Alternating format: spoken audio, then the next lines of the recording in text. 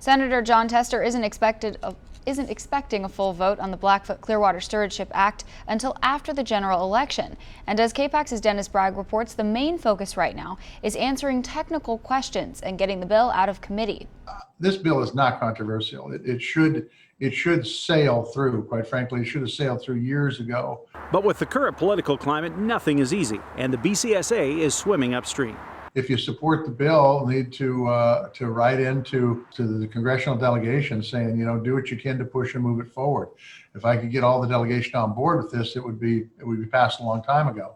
Land management policy decisions can be challenging and divisive. We've worked on them over many years in Montana to find a place we can all land here in agreement, in a spirit of collaboration. And the management in the Blackfoot watershed is no different.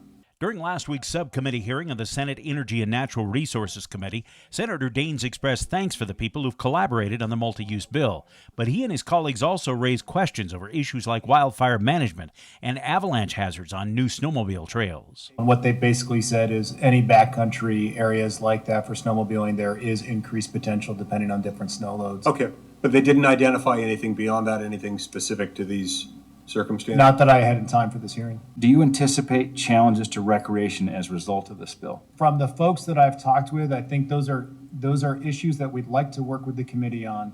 Tester argues the Forest Service has fallen short on recreation proposals, and Montanans wouldn't have to propose the collaborative trails if there wasn't a problem.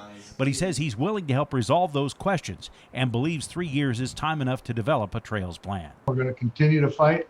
Why? Because it's a good bill. It works well for Montana's businesses. It works well for the folks who live here who like to enjoy the great outdoors.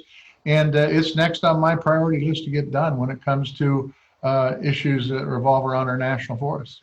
In Missoula, Dennis Bragg, MTN News.